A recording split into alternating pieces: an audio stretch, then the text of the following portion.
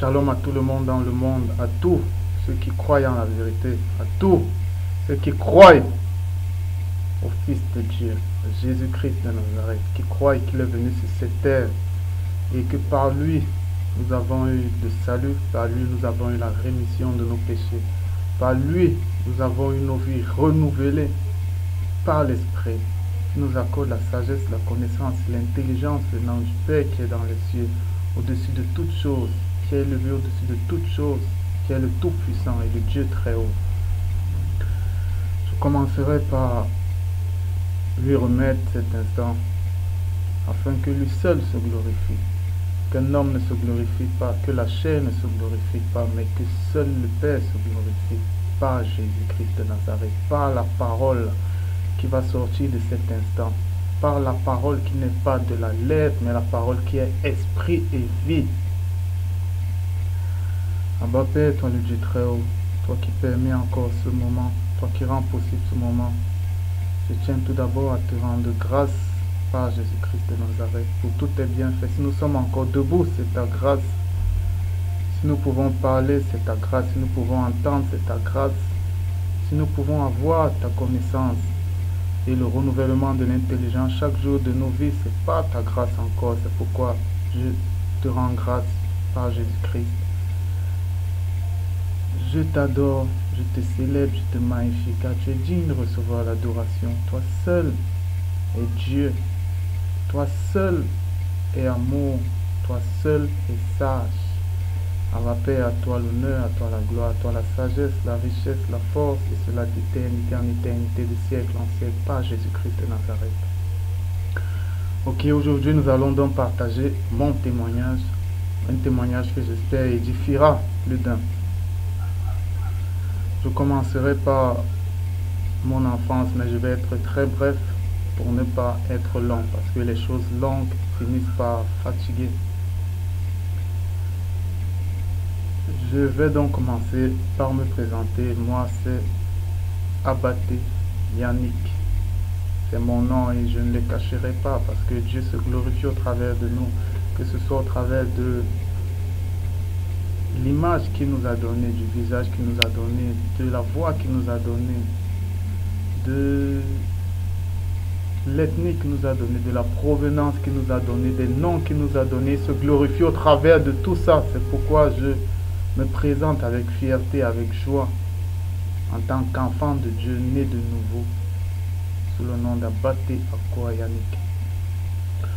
Je suis originaire du Cameroun, plus précisément de la zone du sud, de la région du sud, de la famille Akwa, et j'officie en tant que gendarme dans l'armée camerounaise.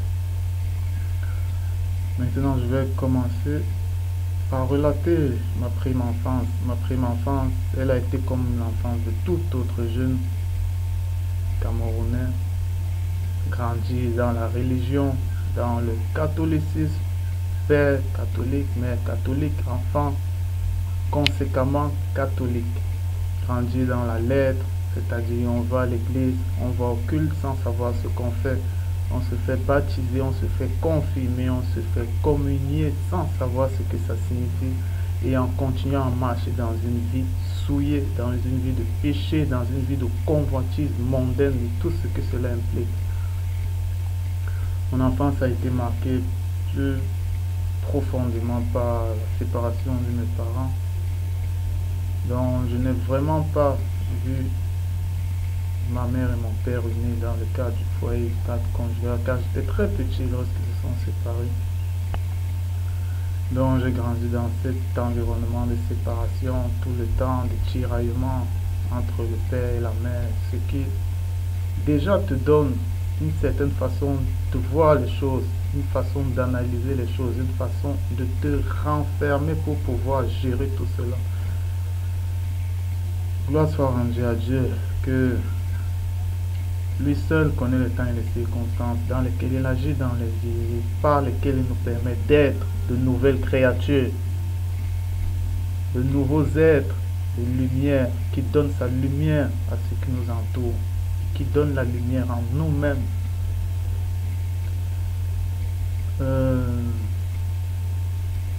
Après que j'ai eu à grandir et que j'ai commencé l'école, je vais commencer à ce niveau parce que c'est là où l'histoire commence à être intéressante. Toute chose commence par d'où on était. Et où j'étais, c'est quoi? Où j'étais, c'est qu'au commencement de mon secondaire, j'ai été mis dans un séminaire, le séminaire Saint-Paul de Mbalmayo en Bokulu. C'est dans ce séminaire que j'ai fait mes classes, que j'ai fait sixième, que j'ai fait cinquième, que j'ai fait quatrième, que j'ai fait troisième et que j'ai mon BTC. Dans ce cadre, j'ai eu à voir beaucoup de choses qui déjà m'ont beaucoup refroidi dans le cadre religieux et dans tout le domaine de la prêtrise et de tout ça. C'est que ce n'était pas ça. En fait, il n'y avait pas de bonté, il n'y avait pas grand chose de bon. Mais tout était religieux, tout était programmé, les cultes étaient programmés. Tu devais te donner une bonne image, tu devais lire la parole dans la soirée en lisant la lettre et souvent tu dormais même lorsque tu la lisais, donc il n'y avait rien de sérieux dans cela. À 15 ans donc, j'ai fini avec la classe de troisième. Et il y a un cadre, il y a quelque chose que je voulais souligner, c'est que là déjà j'ai vu des pratiques qui n'étaient pas toujours bonnes. En fait, jeunes déjà, les gens sont dépravés. Dépravés. Tu te réveilles dans la, tu t'endors dans la nuit, le lendemain tu trouves ta braguette ouverte, tu sais pas ce qui s'est passé. Les gens jouent avec des conneries. Déjà jeune, tu t'habitues à des perversités venant des gens. Et ça dans un cadre qu'on dit religieux. Donc c'est donc dans ce cadre que j'ai grandi. Après cela, en classe de seconde, je suis allé du côté du lycée Leclerc, un établissement de la ville de Yaoundé assez connu par les Camerounais. Là, étant libéré, entre guillemets, de ce rigorisme religieux que j'ai connu du côté du séminaire, du petit séminaire, je me suis lancé à cœur joie dans la vie de tout jeune Camerounais qui n'est pas encadré par ses parents, à qui on ne parle pas de Jésus-Christ, à qui on ne parle pas de la parole de Dieu, qui n'est pas encadré. Je me suis lancé dans la même vie de tous, c'est-à-dire la nuit tu es dehors tard, en quête de satisfaire ta libido naissance, car à 15 ans on commence à être pubère et vraiment on commence à se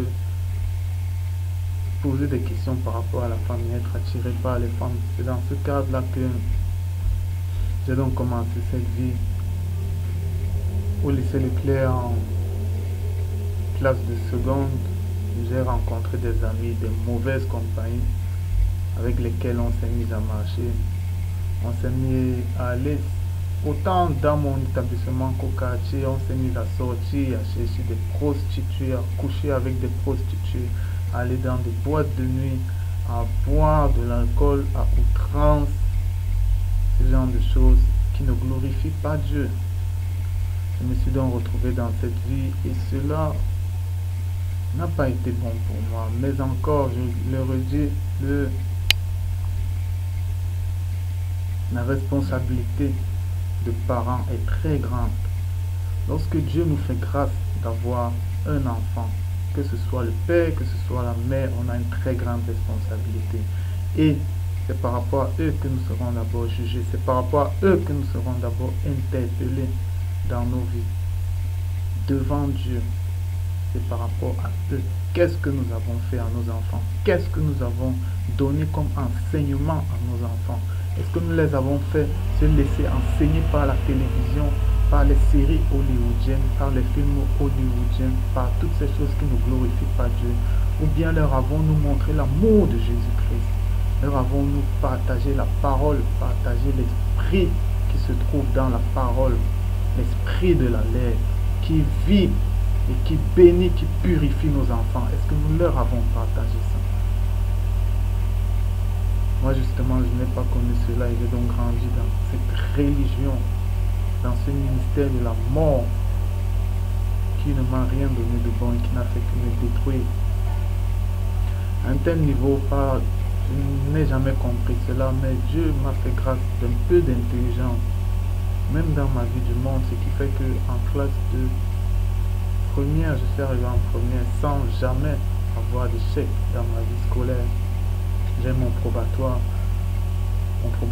PP, avec dit par pitié, avec une note de 10,00. 10,00.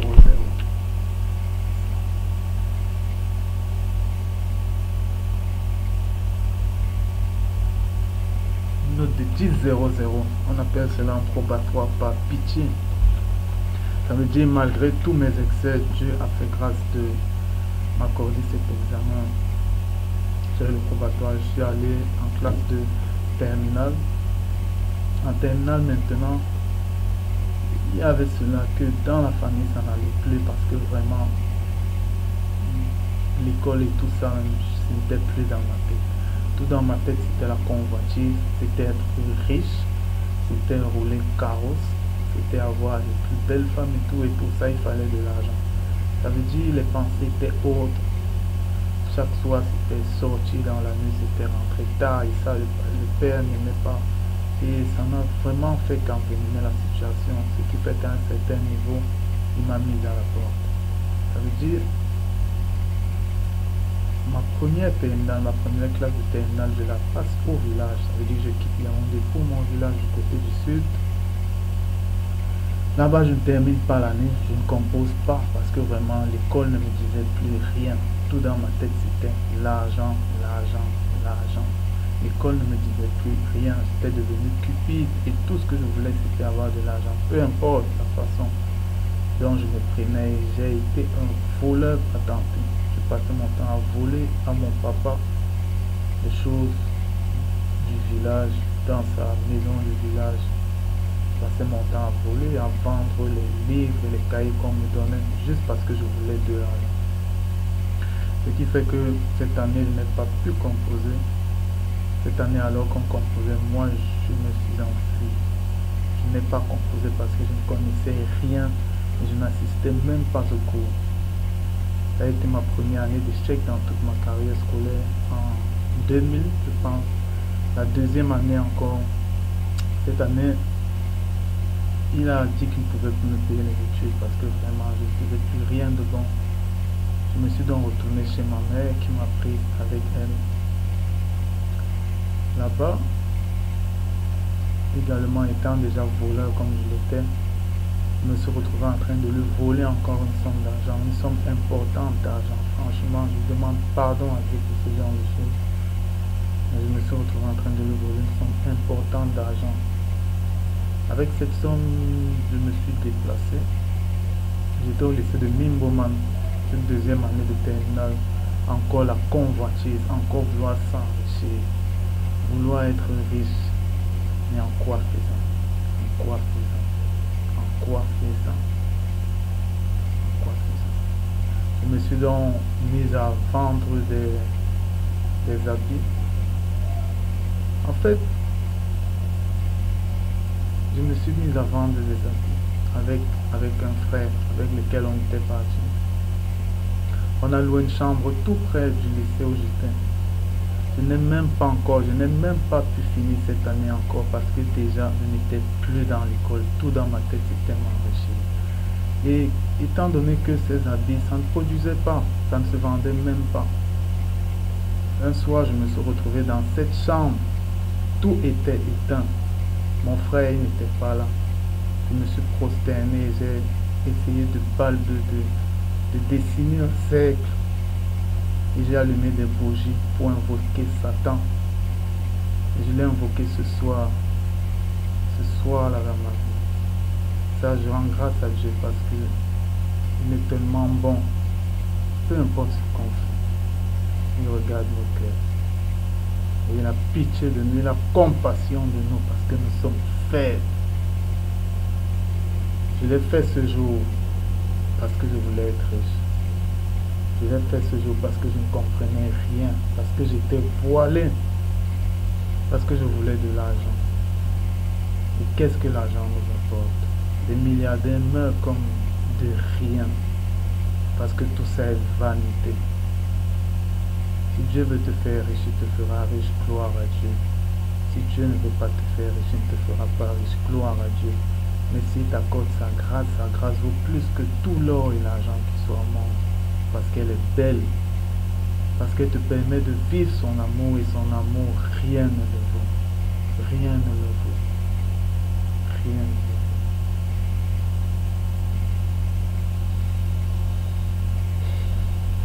J'ai donc fait cela. Et plus le temps passait, plus l'argent qu'on avait à prendre finissait. Et lorsqu'il est fini, on s'est retrouvé dépourvu. On a été obligé d'aller chez notre grand-mère pour trouver asile. Elle également, de son côté, ne pouvait pas nous héberger parce qu'elle savait que nous étions des voleurs. C'est à ce moment précis que elle a fait appel à notre mère qui nous a repris. Qui nous a repris à la maison. C'était encore une année de classe dans l'eau. C'était la deuxième. La troisième année, ma mère, grâce à mon père, j'ai été inscrit au lycée de Nkoleton, où j'ai fait de nouvelles rencontres encore mauvaises, qui m'ont encore entraîné dans la boisson, dans la vie de prostituée, dans une vie de fornication. Et à la fin de la vie, rien. C'était la troisième année, en classe de 3, de terminale. Triste. En quatrième année, toujours en Nkoleton. Une nouvelle année encore durant laquelle c'était la même chose. Parce que quand Christ n'est pas dans une vie, quand la parole ne te change pas, ta vie ne vaut rien. Ta vie ne vaut rien. Tu peux croire qu'à certains moments elle marche, mais elle ne marche pas. Elle ne marche pas. Elle ne marche pas. Parce qu'elle est obscure. Parce qu'elle n'a rien de bon. Parce que la lumière ne brille pas dans ta vie. Et Dieu n'exauce pas le pécheur. Dieu exauce ceux qui marchent dans la lumière. Parce qu'ils font sa volonté. Et lorsqu'on fait sa volonté, Dieu se glorifie au travers de notre marche. Il se glorifie au travers de tout ce qu'on fait. Il nous accorde de ne pas nous soucier du lendemain. Parce qu'il nous aime. Et c'est lorsqu'on fait sa volonté qu'on se rend compte que Dieu nous aime. La quatrième année fut encore pareil. Seulement cette année-là, elle fut marquée par quelque chose. C'est que ma mère est morte cette année-là. C'était en 2000. Elle avait 20 ans. Ma mère est morte cette année. Et cela a fait en sorte que mon père me reprenne avec lui. Il nous a donc repris. J'ai terminé l'année dans sa maison, mais cette année encore c'était sans rien. Sans rien. Encore une autre fois, je n'ai pas eu l'examen. Mais déjà, je pense que ça a été une bonne chose. Ça veut dire Dieu sait pourquoi il fait certaines choses. C'est lui qui met le temps et les circonstances. Donc c'est lui qui permet certaines choses et c'est lui qui ne permet pas d'autres. Il savait. Il savait. Il savait ce qu'il voulait faire. Donc, cette année encore, ça n'a pas été. Ma mère était décédée. L'année qui a suivi, 4 ans déjà. 4 ans à avoir le même échec. La 5e année, je suis allé du côté d'un cours du soir dans mon quartier. Et en même temps, j'ai fait un dossier. J'ai fait le dossier de recrutement de la gendarmerie. C'était mon premier dossier de concours. Durant cette année, quelque chose s'est fait, c'est que j'ai été intéressé par la parole. Ça veut dire j'ai commencé à chercher la parole, mais ce n'était pas dans la sincérité.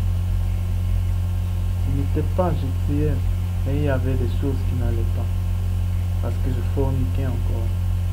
J'avais certes arrêté, je m'efforçais d'arrêter le vol, mais la fornication était là. C'est-à-dire j'entretenais des relations hors mariage avec des filles. Et ça, Dieu ne trouve pas plaisir à ça. Le concubinage n'est pas de Dieu.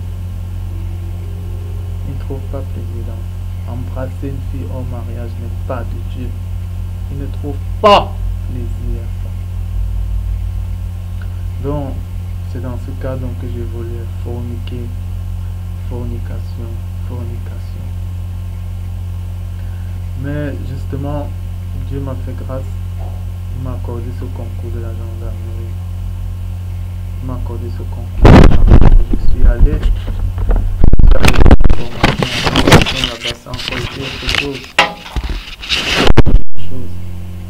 Étant donné que l'armée a ses règles à elle qui ne sont vraiment pas selon la volonté de Dieu. Vous avez une musique perverse que vous chantez. Vous avez une façon perverse de vous comporter. Parce que vous devez jouer les gros dos. Parce que vous devez tout faire pour écraser les autres. Parce que vous devez tout faire pour dominer sur les autres. Donc c'est dans ce cas que là encore ça m'a fait partir, même cette envie que j'avais déjà de connaître Dieu. Ça veut dire que à ce niveau la fornication est encore plus, le vol est encore revenu, l'orgueil est revenu et toutes ces choses. Donc à la fin, c'était vraiment à la fin de mon stage, on nous a envoyé un stage pratique au nord. Là-bas au nord, je ne peux pas vous dire combien de filles j'ai eu à avoir à coucher. Parce que c'est incontable. C'est incontable. Coucher des femmes, boire de l'alcool, c'était ma vie là-bas. Être violent, ça veut dire bagarrer tout le temps. Ça, c'était ma vie là-bas. Donc, c'est comme ça que j'ai vécu. Ma première affectation a été à Bafoussam. Au peloton 551 à l'escadron 51. L'escadron 51 à Bafoussam, là encore, c'est la même chose. C'est la même vie qui ne faisait que se dérouler, une vie de fornication, une vie de vol. Et là-bas, ça a été pire même, parce que là-bas, non seulement il y avait la violence, tout le temps, il fallait que je bagarre. Il fallait que je m'enivre devant, que je bagarre avec les gens, que je sorte la nuit, que je cherche des femmes, que je couche avec des femmes, toujours dans les fêtes. La fumée du champ, ce genre de choses, m'enfermer dans ma maison et fumer du champ, parce que vraiment, il n'y avait rien. Il n'y avait rien, j'étais dans la boue, j'étais perdu, j'étais dans l'obscurité, mes yeux étaient voilés. J'étais voilé, c'est dans ce cadre que je vais marcher, c'est dans ce cadre que j'ai mon premier fils. Mon premier fils a battu Yannick Junior. Dans ce cadre, j'ai mon premier fils avec une fille que j'ai rencontrée dans les circonstances insolites, des choses que je ne ferai plus jamais. Plus jamais. Peu importe que ça a été dans le monde, peu importe que ça a été fait hors de la volonté de Dieu. Mais le conseil que je vous donnerai, c'est que n'allez jamais vers la femme de votre prochain, qu'il soit marié ou pas. N'allez jamais vous attirer une colère, même si ce n'est pas la colère de Dieu, parce que Dieu ne prend pas plaisir à ça, c'est la colère de l'homme. Et un homme peut vous tuer à cause de cela. Un homme peut vous tuer. Un homme qui n'a pas le pardon à lui peut vous faire du mal à cause de cela. Ne vous hasardez pas dans ces choses. D'abord, fuyez l'étrangère. Fuyez l'impudicité. Fuyez l'adultère pour les gens mariés. Fuyez la fornication. Fuyez le mensonge. Fuyez l'orgueil. Fuyez les vanités. Parce qu'elles n'ont rien à apporter, elles ne nous apporteront rien que des problèmes. Beaucoup sont morts à cause de cela, parce qu'ils sont allés vers la femme de leur prochain. Et parce que les femmes qui ne connaissent pas Dieu sont faibles, parce qu'elles sont charnelles. Ce n'est que la mort qui marche à côté de ces choses. J'ai connu cette fille, elle était avec un ami, et je l'ai prise. On a eu 7 ans. Et je bénis Dieu pour cet enfant, parce qu'aujourd'hui, c'est une grâce qu'ils m'ont faite. J'ai un enfant qui grandit en sagesse, qui qui grandit en intelligence. Et je prie pour qu'il puisse être un enfant qui craint Dieu. Lorsqu'il aura la possibilité de réfléchir, qu'il puisse être un enfant qui craint Dieu, un enfant de Dieu, un enfant qui glorifie Dieu dans sa vie.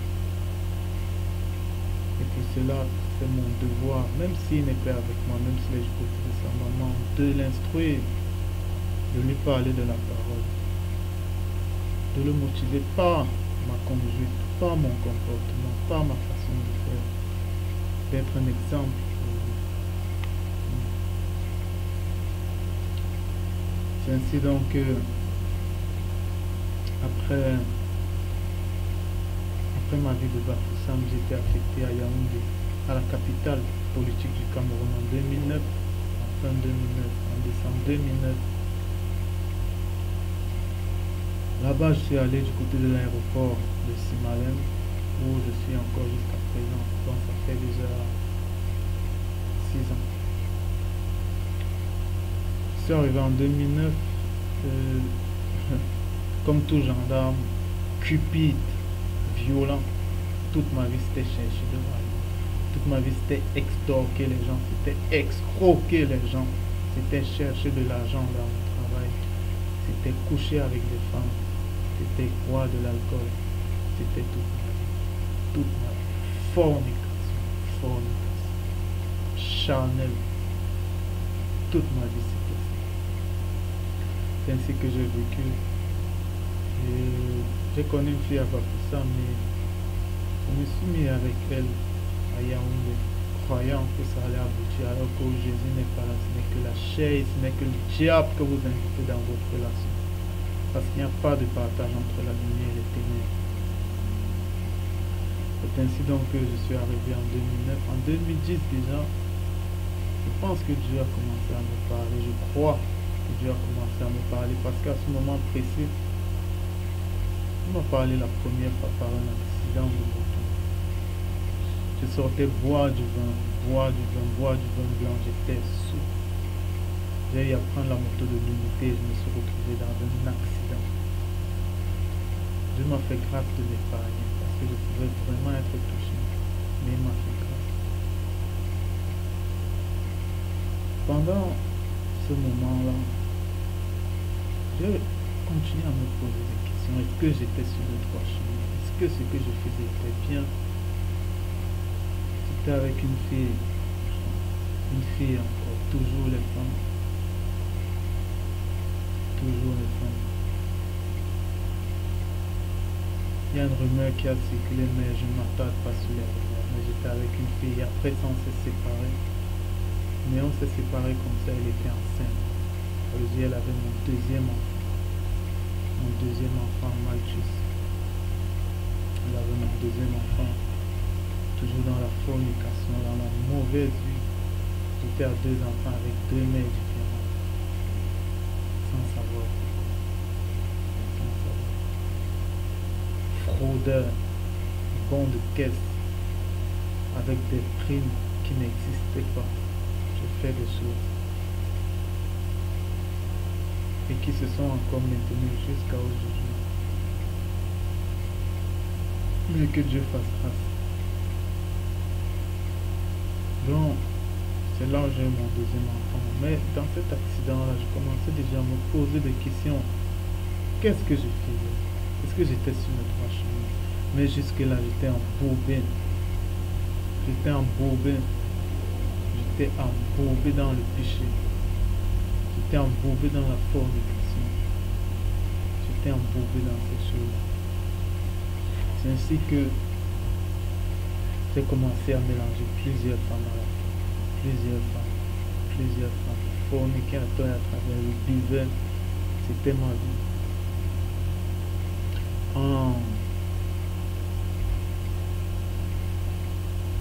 Entre-temps, quelque chose s'est fait, c'est que Dieu m'a aimé.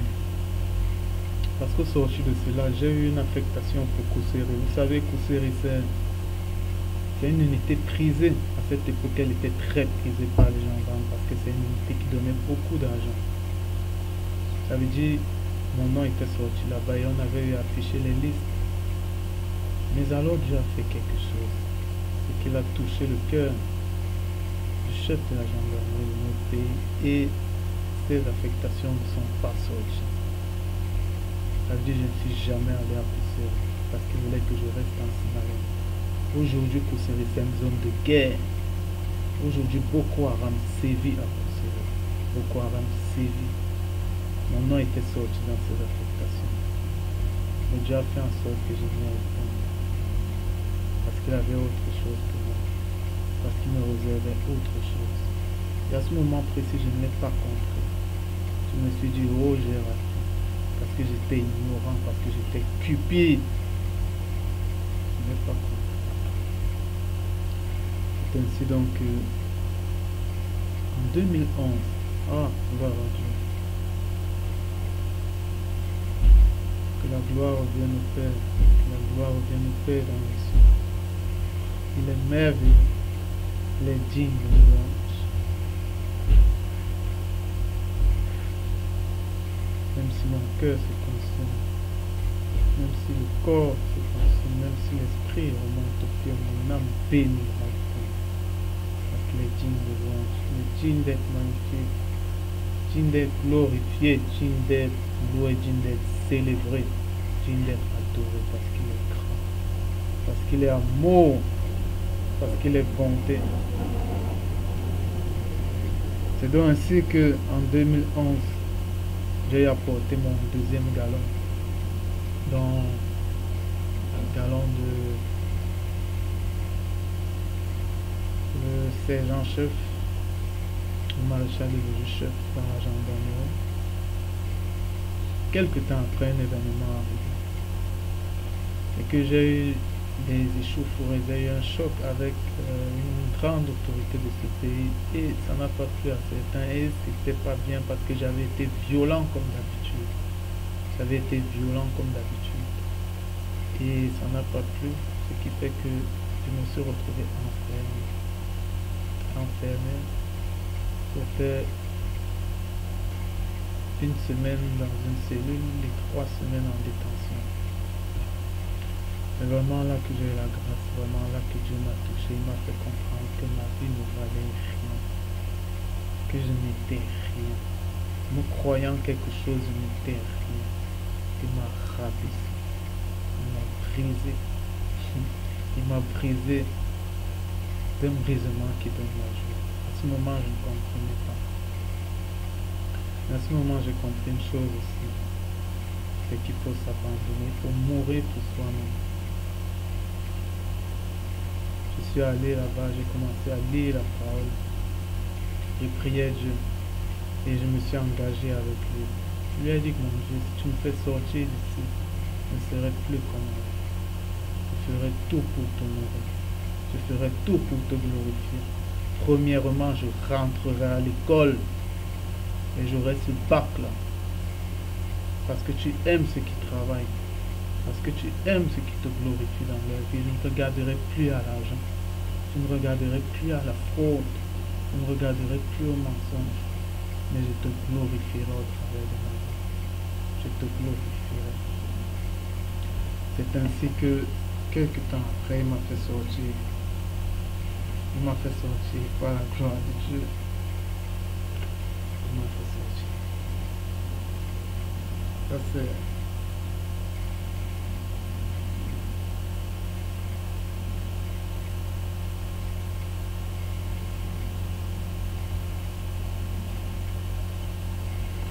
Ça c'est le bulletin de levée d'écrou. De levée d'écrou. Et ici,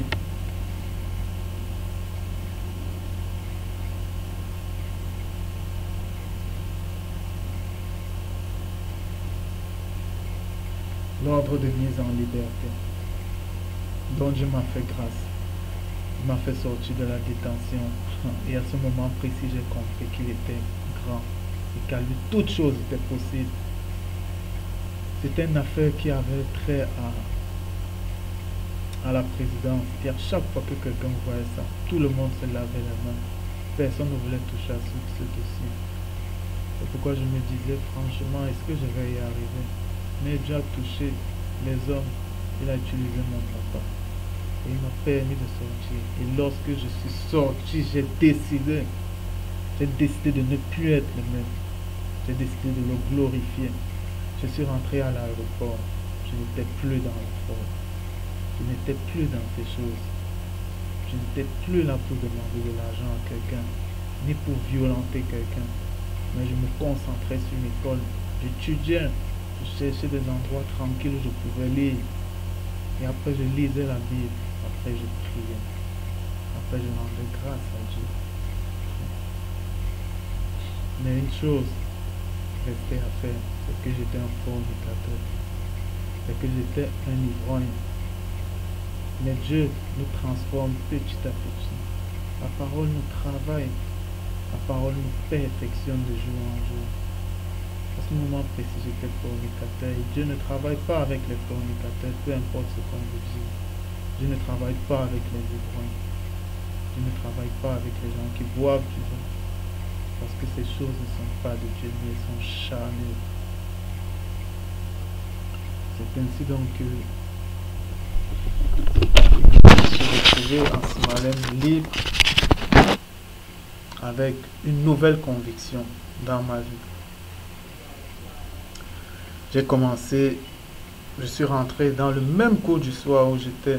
J'ai commencé à faire mes cours là-bas. Je suis quitté de la série scientifique pour la série littéraire. Après, vous voyez, de 2006 jusqu'en 2012, 6 ans sans aller à l'école. Et tu changes de série.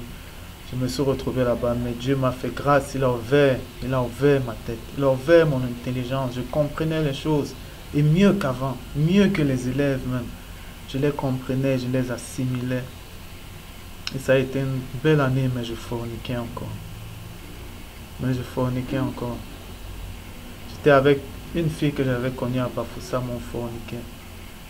Je voulais parler de Dieu, je parlais déjà de Dieu. Mais à chaque fois, j'étais limité. Parce que je ne pouvais pas aussi mentir. Les gens, ils ont dit que je n'étais pas avec une fille. Je leur disais, ils me posaient la question, toi tu veux nous parler, mais tu vis dans des choses que tu ne respectes pas toi-même. Tu vis dans la fornication, tu vis dans le concubinage, tu n'es pas marié, tu n'as pas le droit de toucher une fille, même d'embrasser une fille. Et ça m'a jugé. Mais Dieu avait un plan pour ça. Et ce plan s'est réalisé quelques temps avant l'examen. Mes amis sont venus me voir et ils m'ont fait comprendre que la fille avec laquelle j'étais, que je pensais qu'elle était avec moi, elle a couché avec un ami d'à côté, quelqu'un que je connaissais très bien. Très bien. Oh, Dieu est grand. Dieu est grand et la parole, elle est un marteau. Elle brise le roc. Elle change la pierre en chair. Wouh! Ah, Seigneur Jésus. Le témoignage du Christ est grand. Il est plus grand que ce qu'on pense. Si on ouvre les yeux spirituels, on ne peut même pas savoir ce qu'il y a devant nous. Parce que Jésus-Christ est grand. Il est la parole faite chair. Il est la lumière du monde. En lui se trouvent tous les mystères de Dieu. Tous les mystères, que ce soit dans les lieux célestes que sur terre. Tous les mystères sont en Christ. Tout a été créé en lui. Trône, dignité, domination, autorité, les choses qui sont sur terre comme celles qui sont dans les cieux, sous la terre, dans les mers.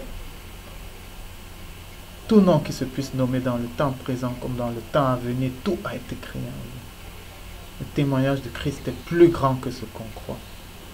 On l'a limité dans la lettre, dans la religion, mais il est esprit et il est vie. Il est l'arbre de vie du jardin d'Éden.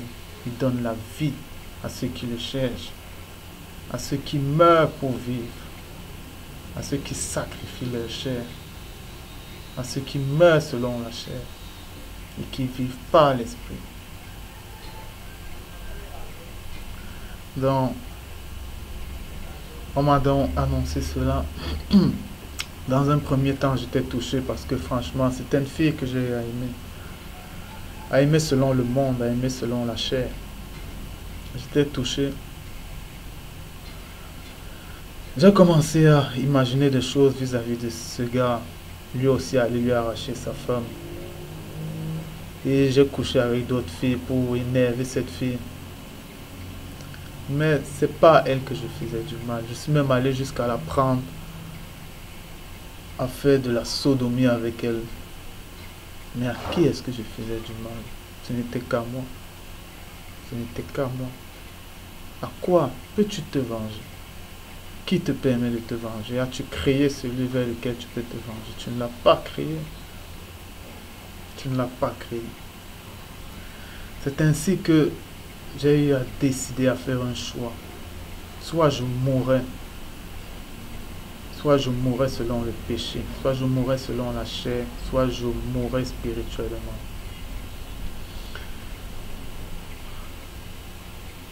À ce moment-là, je me suis éloigné de cette fille, on s'est séparés pour un temps. Et pendant ce temps-là, Dieu a encore fait grâce. Il a fait grâce parce que justement à la fin de cette année, malgré tout cela, il m'a permis d'avoir mon bac.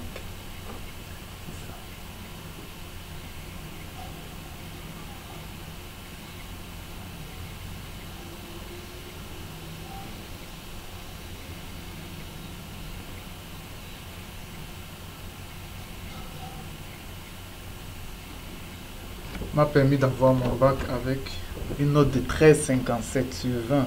Ah, gloire à Dieu. Donc, lorsqu'on se confie en l'Éternel, on ne regrette jamais.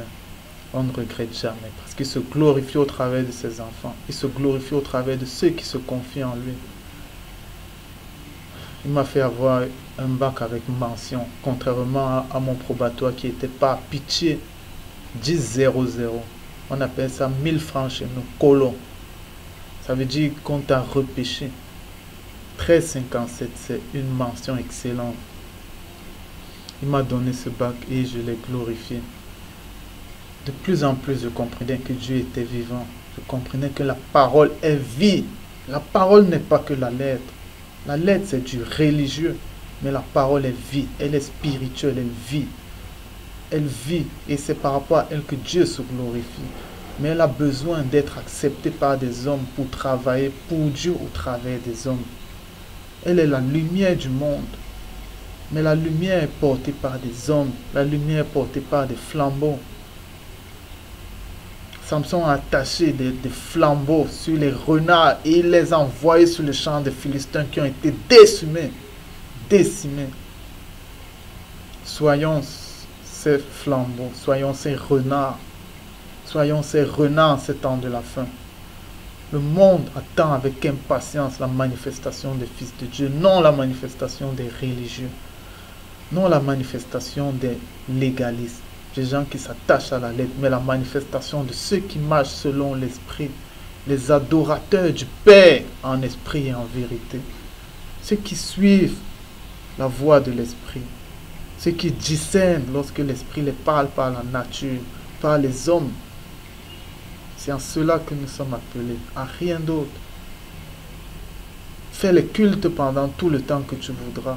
Va à l'église tous les jours. Chante tous les jours de ta vie. Essaye de te donner une forme de justice selon les hommes. Mais c'est pas ça. Dieu ne regarde pas ça. Dieu regarde si tu marches selon l'esprit. Dieu regarde si toi qui es son église, tu l'adores et tu lui rends culte comme il veut. Son culte, c'est un cœur sincère, c'est une foi sincère, c'est un cœur pur. Ce sont des membres saints, des membres qui marchent dans la sanctification. C'est ça la vision de Dieu, c'est ça son culte. Le culte physique a été dépassé. Nous sommes maintenant des adorateurs en esprit et en vérité. Les offrandes que nous donnons, c'est dans nos cœurs. Nous donnons l'amour, nous donnons la patience, nous donnons la joie, nous donnons la bénignité, nous donnons la charité, nous donnons le pardon, nous donnons la compassion. Et nous les offrons à Dieu par notre souverain sacrificateur, Jésus-Christ de Nazareth. Mes frères, que la parole qui est vie, qui est esprit, vous conduise. Pas un homme, pas moi, je ne suis rien et je n'ai d'abord rien d'intéressant à donner. Mais tout ce que je vous donne, c'est cette vérité qui se trouve dans ce témoignage. Parce que nous avons vaincu par la puissance du témoignage en Jésus-Christ, en la parole, en ce que la parole a opéré dans nos vies. C'est ainsi donc que j'ai eu cet examen. Après cet examen, Dieu m'a fait grâce. Il m'a détaché un temps de l'aéroport où j'étais pour l'encadrement d'un stage. C'était un moment qui m'a également permis de pouvoir être libre et de pouvoir aller à l'université. À l'université, je me suis retrouvé à l'université de Ngouaikele où j'ai fait des lettres. J'ai fait des lettres modernes, c'est comme ça qu'on appelle cela. Donc je me suis retrouvé là-bas. C'est ça. Université de Yaoundé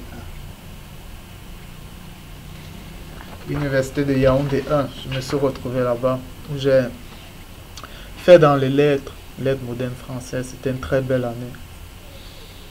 J'y allais quand j'avais du temps et j'allais à l'école. Là-bas, j'avais assez de temps. Je me suis mis à lire la parole. J'avais la soif de la parole. La soif des Écritures. Je lisais les Écritures. J'apprenais. J'étais content. Content. Content. Je lisais. J'apprenais. J'avais la soif. À ce moment précis-là, je m'étais écarté de cette fille dont je ne forniquais même plus. Et Dieu a commencé à travailler parce que la parole est vivante. Lorsque tu l'acceptes, lorsque tu meurs, lorsque tu dis que mon Dieu, aujourd'hui, je m'engage dans le combat. Il n'y a plus rien entre moi et les ténèbres. Il n'y a plus rien. Je m'engage de ton côté. Je veux te glorifier. Je veux tout ce que je fasse, que ce soit quand je parle, que ce soit quand je pense, que ce soit quand j'agis, que ce soit même quand je suis silencieux, que tout te glorifie. Que je sois ta lumière, parce que je sais que quand je te glorifie, je fais du mal au diable. Je ne vais jamais donner des coups de poing au diable, non. Mais lorsque quelqu'un me fait du mal, quand je rends le bien, je lui fais mal. C'est ça le combat. Ce n'est pas un combat contre la chair et le sang. C'est un combat contre les autorités, contre les dominations, contre les princes de ce monde de ténèbres, contre les esprits démoniaques dans les lieux célestes. C'est ça le combat. C'est ça le combat. Entrer dans le combat, ne plus regarder au monde. Le soldat ne se préoccupe pas de la vie civile. Ne plus regarder aux fioritures du monde, aux choses qui brillent, aux fêtes. Être animé de passion pour les choses, pour le foot, le pari-foot. Les films, les séries, ça ne sert à rien. Mais s'engager dans le combat. S'engager dans le combat. Parce qu'on sait qu'on a une récompense. Et c'est ça notre foi. On a l'espérance en des choses. Une ferme assurance. Ferme assurance dans la vie éternelle. Ferme assurance dans le royaume des cieux que la chair n'héritera pas. La chair n'héritera pas de cela. On espère, mais on n'a pas encore vu. Les choses spirituelles sont spirituelles. Qui a vu la gloire de Dieu? Qui a vu Dieu? C'est le Fils qui a permis de le connaître. Qui a vu Dieu? Parce qu'il est spirituel. Ah, des choses merveilleuses. Dieu est au-dessus même de l'appellation de Dieu. Il est au-dessus de tout. On ne le connaît même pas. Mais lui, il a voulu nous donner l'adoption. Il nous a permis d'être ses enfants. Non par notre force, mais par sa volonté. Il nous a accordé sa sagesse. Il a renouvelé nos vies. À ce moment précis, lorsque j'étais dans cette école, les miracles ne sont pas des immeubles qui vont s'élever, mais les miracles sont le changement d'une vie. Tu as le même corps, mais tu es changé de l'intérieur.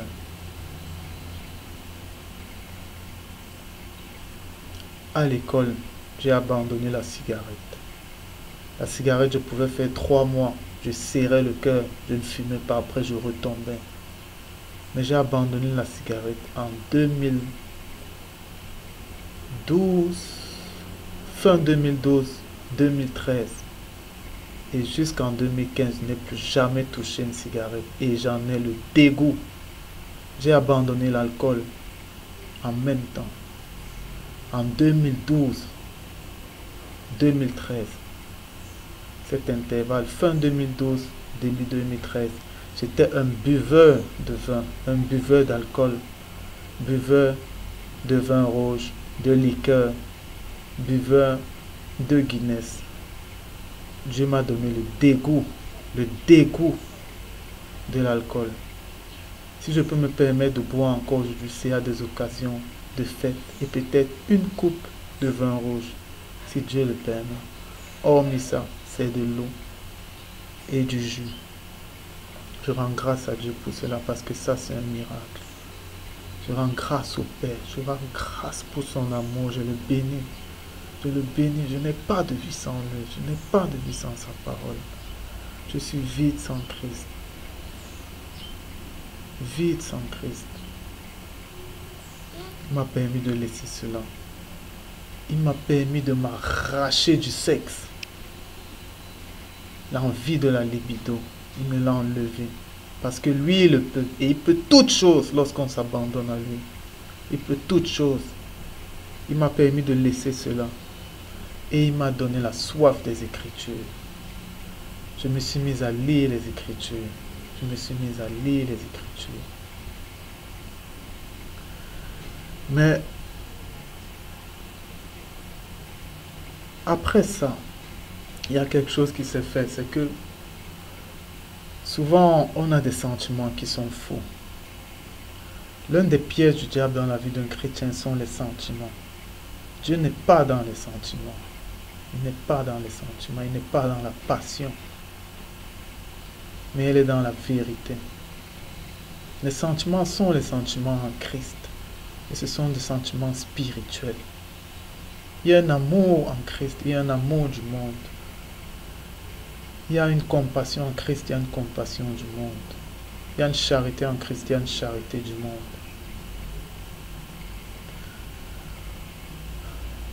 Lorsque j'ai commencé à avoir des sentiments, je me suis dit en moi-même, mon Dieu, maintenant que tu m'as fait grâce, cette fille, je suis resté avec elle.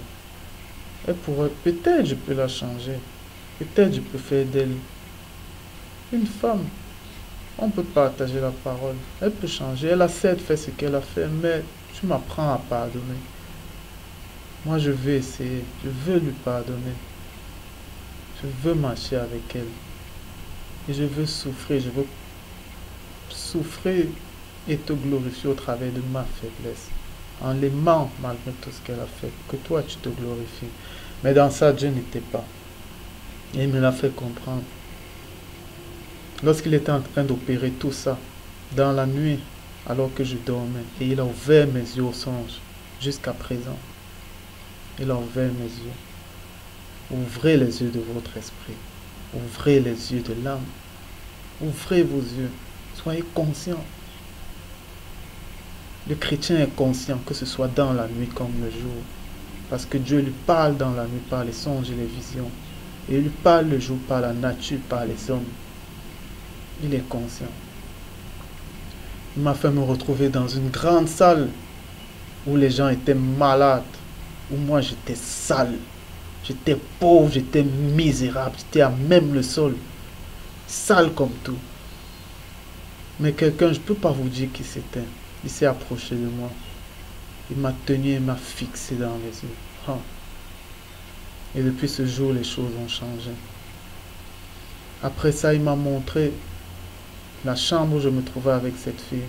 Elle était couchée sur le lit et moi j'étais élevé, je voulais la toucher, il me disait non. Éloigne-toi de ces femmes. Éloigne-toi. Et ne juge pas. Ne juge pas. Ne juge pas. Ne juge pas. Ne juge pas. Ne juge pas les hommes. Tu n'as pas ce pouvoir. Ne juge pas les hommes. Ne t'engage pas dans les disputes de jugement, parce que tel fait et tel ne fait pas. Pratiques-tu le sabbat? Gloire à Dieu. Ne pratiques-tu pas le sabbat? Gloire à Dieu. Tu manges que des légumes? Gloire à Dieu. Tu ne manges pas que des légumes? Gloire à Dieu. Tu vas dans une dénomination? Gloire à Dieu. Tu ne vas pas dans une dénomination? Gloire à Dieu. L'important, c'est qui tu es. Qui tu es aux yeux de Dieu. Est-ce que la parole t'a transformé? Est-ce que tu es né de nouveau? Si tu es né de nouveau, tu marcheras dans la vérité. Tu marcheras dans la vérité. Au nom du Seigneur Jésus-Christ. C'est ainsi donc que j'ai changé. En me posant cette question, je suis tombé parce que j'ai repris cette fille. On a couché encore ensemble. Mais lorsqu'on l'a fait, j'étais mal. Je savais que c'était mal ce que je faisais. Mais je voulais me convaincre que ce n'est pas de la fornication. Je veux me marier avec elle. Je veux m'engager. Je veux être sincère. Je veux être sincère, mon Dieu.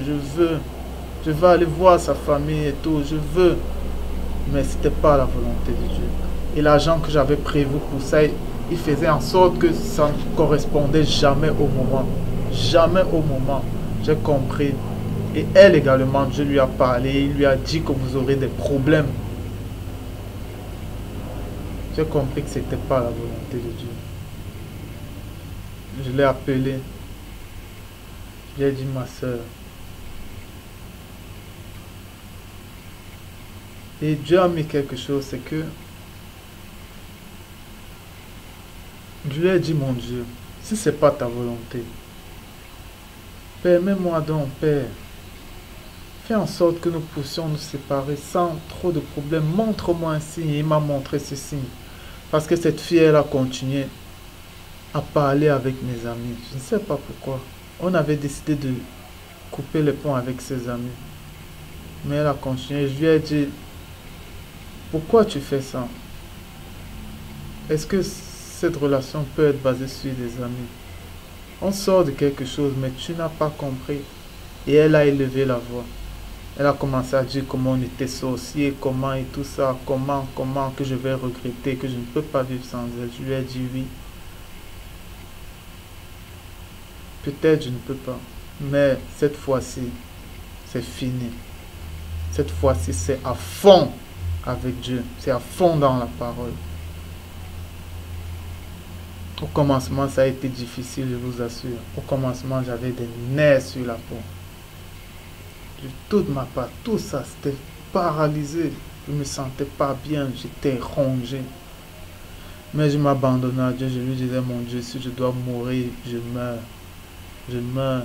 Mais l'autre vie, là, je n'en veux plus. Et je vois ce que tu fais dans ma vie, je te bénis pour cela. Marche avec moi. J'étais brisé, j'étais faible. J'étais faible. Mais Dieu se glorifie dans nos faiblesses. Il se glorifie quand nous sommes meurtris. Dieu est dans l'adoration. Le Père est dans les louanges des archanges. Il est dans les louanges des autorités, les louanges des dignités, les louanges des 24 vieillards, des 8 esprits de Dieu, les louanges de toute la création, de l'ouvrage de ses mains. Mais il se souvient du cœur contré. Quand tu es brisé, Dieu est avec toi. Si tu te répands parce que tu as peur d'une condamnation, si tu te répands à cause d'un doute, si tu te répands à cause des hommes, c'est faux. Mais lorsque tu es brisé, quand tu dis à Dieu, mon Dieu, maintenant je m'engage dans le combat, je ne veux plus faire marche arrière, même si je meurs, je m'engage, je ne veux rien d'autre. Lorsque tu le fais, lorsque tu meurs pour ce monde qui ne te donnera jamais rien parce que sa face est passagère, alors il te regarde, alors il te fait grâce. Alors il t'élève, lui-même il t'élève. C'est à ce moment-là que la fornication est finie dans ma vie. C'était en début 2013. Début 2013, nous sommes en 2015 aujourd'hui et jamais plus je ne l'ai fait. Gloire à Dieu. Gloire à Dieu. Mais je vous assure qu'après ça, il y a quelque chose qui a continué. Ce sont les couches de nuit. Parce que lorsque tu es délivré physiquement, les esprits ne veulent pas te laisser. Et là maintenant, il faut que ton esprit soit délivré. On peut être délivré de corps, mais l'esprit est toujours soumis. L'âme est toujours soumise. Le chrétien est irrépréhensible dans l'esprit, l'âme et le corps. Être chrétien, ce n'est pas que la lettre, ce n'est pas que donner une apparence. Même dans le spirituel, tu es chrétien et tu combats pour les hommes. Dans l'astral, tu es chrétien et tu combats pour les hommes. Tu es la lumière de Dieu partout où tu es. David disait, même si je descends dans le séjour des morts, Dieu me trouve.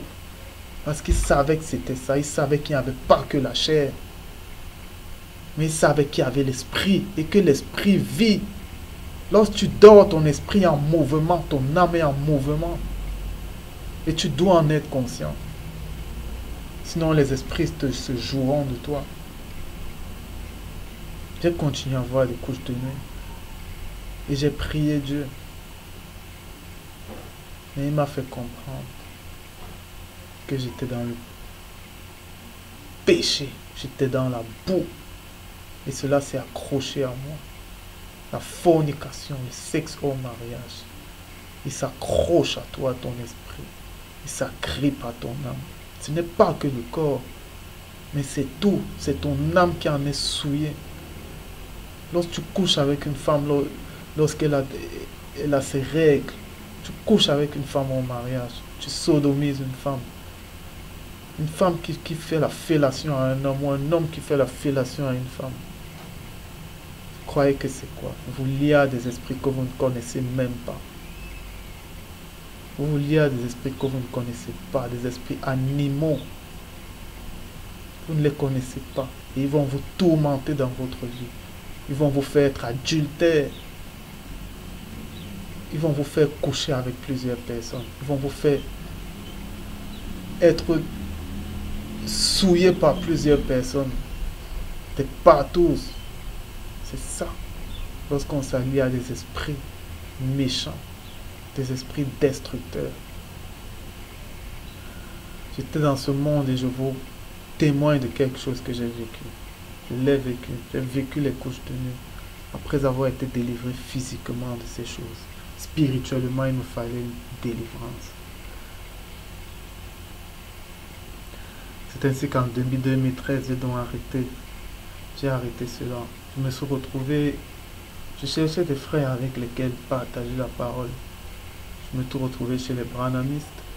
Un ami avec lequel j'étais dans l'encadrement m'a amené là-bas. Mais je me suis rendu compte d'une chose là-bas, c'est que on évoluait par groupe, par groupuscule. Et ça, je ne cherchais pas. Moi, je cherchais l'amour fraternel. Je suis quitté de là-bas. Je suis allé dans un groupe de chrétiens, dans lequel on partageait. Mais c'était essentiellement basé sur la prospérité. Prospérité, ça, je ne veux pas. Moi, je voulais connaître, je voulais l'amour du Christ, la connaissance de la parole. Pas de la parole qui rend orgueilleuse, mais de la parole qui nous diminue, qui nous permet d'aimer, qui nous permet de supporter, qui nous permet de veiller les uns sur les autres. Et ça, je ne l'ai pas trouvé là-bas. Je ne l'ai pas trouvé. Dieu m'a fait grâce de rencontrer des frères avec lesquels j'ai vraiment commencé à goûter à cela. J'ai grandi entre-temps. Nous sommes en 2013. En 2014, je suis allé en stage sans savoir ce qui allait s'y passer. Mais Dieu m'a permis de rencontrer des frères avec lesquels on a travaillé là-bas, avec lesquels on criait dans le camp, on criait aux gendarmes, à ceux qui étaient en stage avec nous, repentez-vous. Repentez-vous, on parlait de la parole, Dieu agissait dans les vies, il a touché les cœurs. Aujourd'hui, je connais une magnifique sœur. Mbala, je te salue dans le Christ, je te salue en Jésus-Christ. Gefak, je te salue en Jésus-Christ. Mon Oli, mon frère, je te salue ainsi que ta femme en Jésus-Christ. Nanga Sarazin, je te salue en Jésus-Christ. Don Maëla, je te salue en Jésus-Christ. Mon frère Achille, toi qui es fervent dans la parole, je te salue en Jésus-Christ. Lobé, Dieu veille Et Dieu est puissant. La parole est puissante pour guérir. La parole est puissante pour sauver. La parole est puissante. Garde ça. Garde ça. Garde ça parce que c'est vrai. C'est vrai, ne t'en détourne jamais. C'est vrai. Garde ça, Jésus-Christ est vrai. Il est vrai. Il est fort. Il est fort. Il est le lion de la tribu de Juda. Il est à la droite de Dieu, à la droite du Père. Il est la parole faite chair et il reviendra dans sa lumière, dans la gloire du Père. Garde cela, car c'est notre espérance. Peu importe les choses, garde cela. Garde cela, Lobé, en Jésus-Christ. Tu es béni, vous êtes tous bénis. J'ai rencontré ces frères avec lesquels on n'a pas partagé la parole, avec lesquels on a été bénis, avec lesquels nous avons avancé. Non dans un programme, on ne programmait rien, mais l'esprit agissait. Et c'est là où j'ai su que tout est faux. Vos cultes sont faux. Vos chants sont faux, à part quelques-uns de ces chants qui ont vraiment été inspirés. Mais plus les choses deviennent programmées, plus elles sont religieuses, elles n'ont rien de vrai. La majorité des choses sont fausses. Vos chorales sont fausses. Vos hommes de Dieu sont faux. Ils étaient peut-être vrais, mais ils ont été corrompus par la religion. Ils ont laissé l'esprit. L'homme spirituel, on ne sait pas d'où il vient, on ne sait pas où il va. Il n'a aucun programme. Mais Dieu agit seulement au travers de lui. Parce qu'il reste humble, parce qu'il ne s'élève pas, parce qu'il n'est pas religieux, parce qu'il ne s'attache pas à la lettre, mais il essaye de comprendre ce que l'Esprit lui dit. Là, j'ai su que c'était ça la vie chrétienne. Nous pouvons parler de Dieu sans ouvrir un verset de la Bible. Nous pouvons le faire parce que l'Esprit nous enseigne. L'Esprit nous enseigne. Combien de fois les apôtres ouvraient la loi pour parler des choses spirituelles, ils avaient la révélation. Nous d'aujourd'hui, nous sommes devenus sages, selon la sagesse des hommes, des sophistes, pour convaincre, comprendre des versets bibliques. Tu n'as pas besoin de ça, parce que tu n'es rien, mais la parole de Dieu convainc. Tu n'es qu'un porteur de parole, tu n'as rien d'autre à faire, mais c'est la parole qui convainc. Ce n'est pas l'homme qui convainc, c'est la parole. Et c'est où je suis aujourd'hui. C'est où je suis aujourd'hui. Là, c'est mon témoignage. Je marche avec des frères. Je n'ai pas été baptisé par un grand pasteur. Mais c'est venu de mon cœur. J'ai voulu que ce soit ainsi. Et un frère que je connais m'a amené aux eaux du baptême. Et Dieu a fait grâce parce qu'aujourd'hui, on partage la parole ensemble. C'est un enseignant. Dieu m'a révélé l'enseignement. L'enseignement n'est pas dans les livres. L'enseignement n'est pas dans la Bible que vous avez. Ce n'est pas ça l'enseignement. L'enseignement, c'est l'Esprit qui t'enseigne en toutes choses. Lis la Bible, tu seras un scribe ou un pharisien. Reste dans l'écriture, tu mourras. Mais l'Esprit est tout. L'Esprit est tout. La lettre tue, l'Esprit vivifie. Arrêtez-vous un moment, arrêtez-vous un moment et demandez à Dieu qu'est-ce que tu veux que nous fassions. Marchez dans la sanctification, aimez-vous. Si quelqu'un vous a fait du mal, pardonnez. Mais en pardonnant, ça ne veut pas dire que tu oublieras. Mais à chaque fois que ça reviendra, lorsque tu auras mal, sache une chose, c'est que Dieu se glorifie dans ta faiblesse. Lorsque tu as mal, il se glorifie. Parce que lorsque tu as mal, tu rends du bien. Tu lui offres un sacrifice agréable. Pardonnez, veillez les uns sur les autres. Veille sur les frères, aime tes frères. Aime les enfants de Dieu, ceux qui sont nés de nouveau et non les religieux. Aime-les d'un amour inaltérable. Aime-les. Aimez-vous, il n'y a rien d'autre. Aime ceux du dehors. Aime les religieux. Aime. Ne détruis pas. Ne pose pas les M, ne pose pas les faits et ne fais pas. Ça, c'est de la conviction, ça, c'est de la religion. Mais donne l'amour. Donne l'amour. Parle avec sagesse. Parle avec sagesse. Les paroles sages rendent la science aimable. Parle avec sagesse. Redresse ceux qui sont courbés. Ne juge pas, mais aime. Aime. Tu n'as pas besoin de dire à quelqu'un ne vole pas, mais parle-lui. Parle-lui par l'esprit. Parle-lui par l'esprit. La parole même le convaincra. Tu n'as pas besoin de dire à quelqu'un tu es un voleur. Tu es un voleur, tu seras condamné. Tu seras condamné. Tu n'as pas besoin de dire à quelqu'un tu es homosexuel. Tu seras condamné, tu vas aller en enfer. Qu'est-ce que vous savez de l'enfer? Tu vas aller en enfer. Qui es-tu? Mais aime-le. Parle-lui de Dieu au travers de ta vie, au travers de ton comportement. Parle-lui de Dieu par ta prière. Pour lui. Ne juge pas, mais aime. Ne juge pas, mais sauve. Par la grâce que Dieu t'a fait de connaître la vérité, de partager l'amour du Christ. Sauve. Sauve, mon frère, sauve. Oh, mes frères, je bénis l'Éternel pour tous ceux qui suivront cette vidéo. Que vraiment la parole puisse vous convaincre, pas un homme. Que la parole puisse vous convaincre. Maintenant, avant de finir, je vais nous recommander à l'Éternel parce que sans lui, nous ne sommes rien. Sans lui, nous ne pouvons rien. Le Seigneur éternel est tout puissant. C'est lui qui nous donne la vie. Et s'il nous a créés, c'est pour que nous l'adorions. S'il nous a créés, c'est pour que nous lui rendons grâce au travers de tout ce que nous ferons. C'est pourquoi, Abba Père, daigne être glorifié, daigne être magnifié. Qu'à la fin de ce témoignage, Père très saint, toi seul se glorifie. Écrase la chair. Mon Dieu, je ne suis rien, mais c'est toi qui es tout.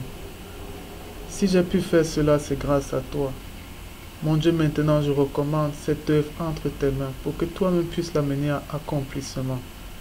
Mon Dieu, que ton esprit de vérité, ton esprit saint, la promesse que tu as faite depuis les temps anciens et qui a été réalisée en Jésus-Christ, que ton esprit saint maintenant dispose les cœurs, que ton esprit saint touche les cœurs, que ton esprit saint nous apprenne, nous enseigne, et que la parole, au nom du Seigneur Jésus-Christ, daigne commencer à tailler, à perfectionner ceux qui ne le sont pas encore, et pour nous, qu'elle nous amène au perfectionnement. Mon Dieu, qu'elle brise les forteresses, qu'elle brise les raisonnements, et qu'elle nous permette de te connaître, Abba Père, toi le seul vrai Dieu, toi le Dieu et le Père de notre Seigneur et Sauveur Jésus-Christ. Toi par lequel il a été ressuscité d'entre les morts et il a reçu un nom au-dessus de tout nom. Père très saint, tu es merveilleux, tu es digne d'adoration, tu es digne d'être magnifié, tu es digne d'être adoré. Oh, reçois-nous tout entiers devant ton trône de grâce et préserve-nous du mal. Préserve-nous des tentations, préserve-nous de l'orgueil, préserve-nous de l'élévation et garde nos esprits, nos âmes et nos corps fidèles à toi. Au nom du Seigneur Jésus-Christ de Nazareth. Gloire à toi, Père très saint. Shalom, frère.